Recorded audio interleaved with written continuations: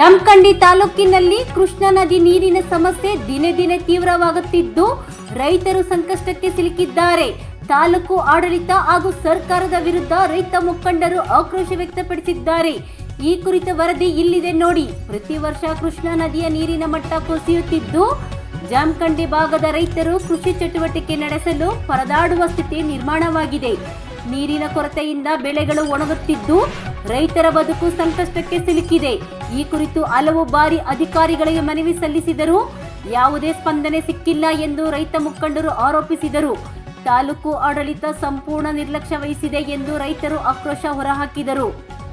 ಸರ್ಕಾರ ರೈತರ ಸಮಸ್ಯೆಗಳಿಗೆ ಶಾಶ್ವತ ಪರಿಹಾರ ಕಲ್ಪಿಸಬೇಕು.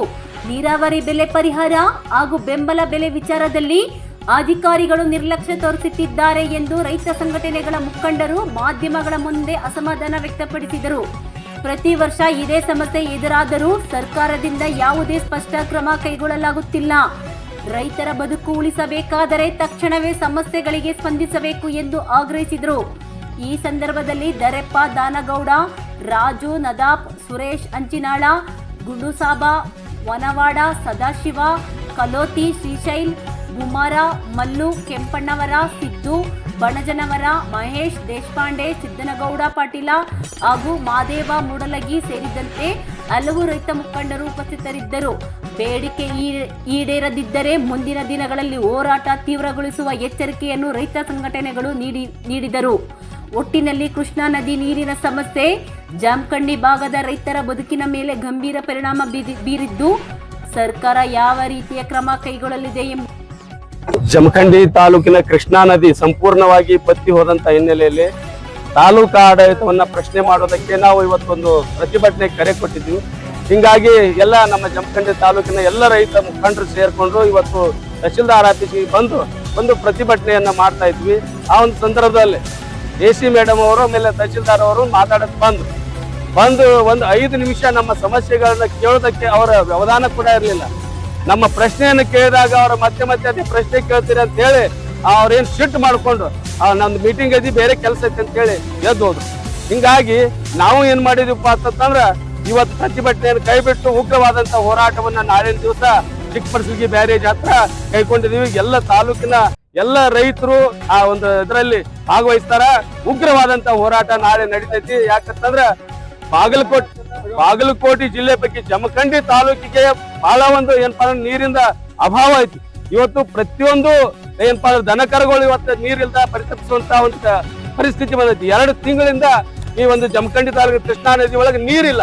ಆ ನೀರಿಲ್ಲ ಅಂತ ಸಾಕಷ್ಟು ಊರಿಗೆ ಮನವಿ ಮಾಡ್ಕೊಂಡ್ರು ಕೂಡ ಯಾವುದೇ ಒಂದು ಕ್ರಮ ಕೈಕೊಂಡಿಲ್ಲ. ಅದು ಆಗ್ಲೂ ಕೂಡ ಇವತ್ತಿನ ದಿವಸ ಕೂಡ ಒಂದು ಸಮರ್ಪಕವಾದಂತ ಒಂದು ಸರಿಯಾದ ಉತ್ತರವನ್ನು ಕೂಡ ಅವ್ರು ಕೊಡ್ಲಿಲ್ಲ ನಮ್ಗೆ. ಮತ್ತೆ ಒಂದು ತೇಪೆ ಹತ್ತುವಂತ ಕೆಲಸ ನಾವು ಸಭೆ ಮಾಡಿದ್ದೀವಿ, ಅದು ಮಾಡಿದ್ದೀವಿ, ಇದು ಮಾಡಿದ್ವಿ ಅಂತ ಹೇಳಿದ್ರು. ಸಭೆ ಮಾಡೋದ್ರಿಂದ ನೀರ್ ಸಿಗೋದಿಲ್ಲ. ಪ್ರತಿಯೊಂದು ಹಳ್ಳಿಗೂ ಕನಿಷ್ಠ 2 ರಿಂದ 3 ಟ್ಯಾಂಕರ್ಗಳು ಬೇಕು. ನೀರಿನ ಸೋರ್ಸ್ ಎಲ್ಲಿ ನೀರ್ ಐತೆ ಅಲ್ಲಿದೆಲ್ಲ ನೀರ್ ತಗೊಂಡ್ ಬಂದು ದನಕರುಗಳಿಗೆ ನೀರ್ ಕೊಡುವಂತದ್ದು ಆಗ್ಬೇಕು. ಆಮೇಲೆ ಇಲ್ಲಿ ಬೆಳೆ ಪರಿಹಾರ ಕೊಡಬೇಕು. ಬೆಳೆ ಇವತ್ತು ಕಬ್ಬಿನ ಬೆಳೆಗಳು ನಮ್ಮೆಲ್ಲ ಕಬ್ಬಿನ ಬೆಳೆಗಳೆಲ್ಲ ನಾಶ ಆಗಿ ಬೆಳೆ ಹಾನಿ ಆಗ್ಲಾಗ್ತೈತಿ.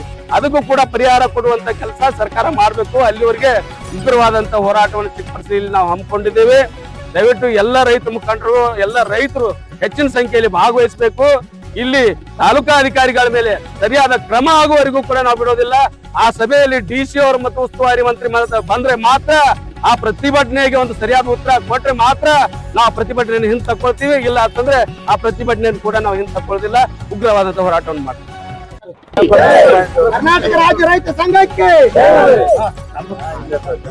ಎಲ್ರಿಗೂ ನಮಸ್ಕಾರ. ಇವತ್ತಿನ ದಿನ ಬಾಗಲಕೋಟೆ ಜಿಲ್ಲೆ ಜಮಖಂಡಿ ತಾಲೂಕಿನ ಒಂದು ಆಡಳಿತ ಸೌಧ ಮುಂದೆ ಪ್ರತಿಭಟನೆ ನಡೆದಿತ್ತು.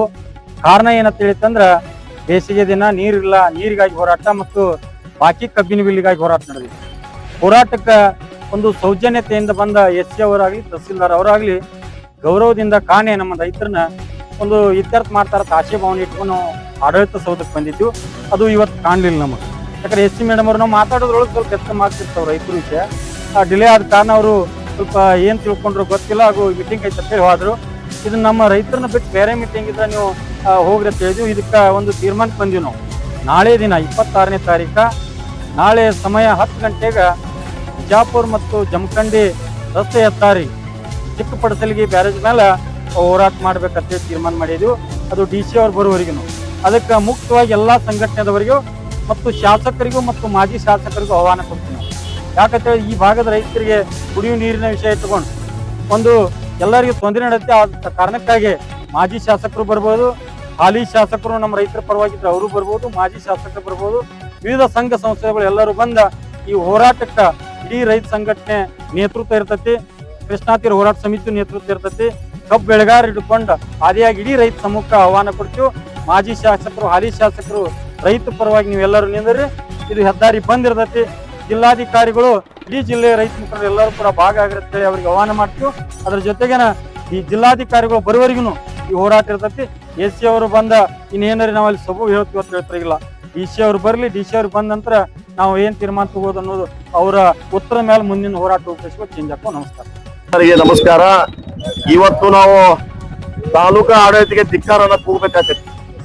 ಯಾಕಂದ್ರೆ ಇಲ್ಲಿವರೆಗೆ ನಮ್ಮ ಕೃಷ್ಣಾ ನದಿಯಲ್ಲಿ ನೀರು ಸಂಪೂರ್ಣ ಬತ್ತಿ ಪ್ರತಿ ವರ್ಷ ಬೇಸಿಗೆಯಲ್ಲಿ ಬಹಳಷ್ಟು ತೊಂದರೆ ಆಗ್ತದೆ ಅನ್ನುವಂಥದ್ದು ಅವ್ರ ರೈತ ಮುಖಂಡಗಳು ಪದೇ ಪದೇ ಬಂದು ಅವರಿಗೆ ಮನವರಿಕೆ ಮಾಡಿ ಕೊಟ್ಟಿದ್ದೀವಿ.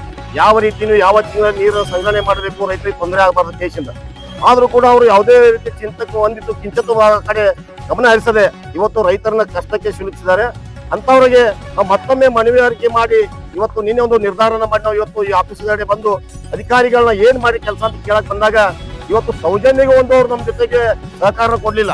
ಯಾಕಂದ್ರೆ ಅವ್ರು ಯಾವ ರೀತಿಯಲ್ಲಿ ಏನೋ ಅವ್ರ ಕೆಲಸ ಮಾಡಕ್ ಬಂದಾರೋ, ಯಾರು ಮೆಚ್ಚಾಕ್ ಬಂದಾರೋ ಗೊತ್ತಿಲ್ಲ. ಈ ರೈತರ ಕಳಕಳಿ ಮತ್ತು ಕಷ್ಟನ ಅವರ ಅರ್ಥ ಮಾಡ್ಕೊಂಡು ಈಗ ಬಿತ್ತಣ ಮಳೆಗಾಲ ಆಗಿದೆ, ಮಳೆ ಬಂದ್ರೆ ಈಗ ಸಾಕಷ್ಟು ರೈತರ ಪರವಾಗಿ ಅವರು ಕಾಳಜಿ ವಹಿಸ್ಬೇಕು. ಗೊಬ್ಬರ, ಬೀಜ, ಮತ್ತೊಂದು ಇದೆ. ಅದನ್ನ ಬಿಟ್ಟು ಏನು ಅವ್ರ ಯಾವ್ದೋ ಮೀಟಿಂಗ್ ಇದೆ ಅಂತ ಹೇಳಿ ಒಂದು ಹಾರಿಕೆಯನ್ನು ಕೊಟ್ಟು ಈ ರೈತರನ್ನ ಒಂದು ಕಡೆಗಣಿಸುವಂತ ಕೆಲಸ ಮಾಡಿದ್ದಾರೆ. ಅವ್ರಿಗೆ ನಾನು ಎಚ್ಚರಿಕೆ ಕೊಡ್ತೀನಿ. ನಾವು ಇವತ್ತು ನಿರ್ಧಾರ ತಗೊಂಡಿದ್ದೀವಿ. ನಾಳೆ ಚಿಕ್ಕ ಪಡಸಲಿಗಿ ಬ್ರೀಜ್ ಹತ್ರ ನಾವೇನು ಗೌರಗಡ್ಡೆಯಲ್ಲಿದೆ ಅಲ್ಲಿ ನಾವು ಹೋರಾಟವನ್ನ ಮುಂದೆ ಹಮ್ಮಿಕೊಂಡಿದ್ದೀವಿ. ಅಲ್ಲಿ ಇವರು ತಾಲೂಕು ಆಡಳಿತ ಯಾವುದೇ ರೀತಿ ಅಲ್ಲಿ ಬರುವಂತ ವ್ಯವಸ್ಥೆಯನ್ನ ನಾವು ತಡೆಗಣಿಸ್ತೀವಿ. ಯಾಕಂದ್ರೆ ಇವ್ರು ಬಂದು ನಮಗೆ ಇವ್ರು ಉತ್ತರ ಕೊಡೋ ಅವಶ್ಯಕತೆ ಇಲ್ಲ. ಯಾಕಂದ್ರೆ ಇವ್ರು ಮೇಲಾಧಿಕಾರಿಗಳಿದಾರ, ಜಿಲ್ಲಾಧಿಕಾರಿಗಳಿದಾರು, ಮತ್ತೆ SP ಗಳಿದಾರ. ಅವರೆಲ್ಲ ಬಂದು ನಮಗೆ ಮತ್ತು ಉಸ್ತುವಾರಿ ಮಂತ್ರಿಗಳು ಬಂದು ಉತ್ತರ ನಾವು ಯಾವುದೇ ರೀತಿ ಅವರಿಗೆ ಅಲ್ಲಿ ಅನುಕೂಲ ಮಾಡಿ ಕೊಡುವುದಿಲ್ಲ. ನಮ್ಮ ಹತ್ರ ಕೊಡುವಂತ ಅವಶ್ಯಕತೆ ಇಲ್ಲ ಅವ್ರಿಗೆ. ಅದ ಒಂದು ನಿಂತ್ಕೊಳ್ಳೋದು ನಾವು ಎಚ್ಚರಿಕೆ ಕೊಡ್ತೀವಿ. ನೀವೇನಾದ್ರೂ ನಾಳೆ ಬಂದು ಮತ್ತೊಂದು ನಮಗೆ ಹೇಳಿಕೆ ಬರುವಂತ ಅವಶ್ಯಕತೆ ಇಲ್ಲ. ಇದನ್ನು ನಾವು ಗಮನ ಇಟ್ಕೊಂಡು ನಾವು ಇವತ್ತು ಏನು ಈ ಮಾಧ್ಯಮದ ಮೂಲಕ ಜಿಲ್ಲಾಧಿಕಾರಿಗಳಿಗೆ ಮನವಿ ಮಾಡ್ಕೊತೀವಿ. ಈ ರೈತರ ಕಷ್ಟಕ್ಕೆ ತಾವಾದ್ರೂ ಸ್ಪಂದಿಸಿ ಈ ನದಿಗೆ ನೀರು ಹರಿಸುವಂತ ಕೆಲಸ ಮಾಡ್ಬೇಕಂತ ಒತ್ತಾಯ ಮಾಡ್ತಾ ಇದ್ದೀವಿ.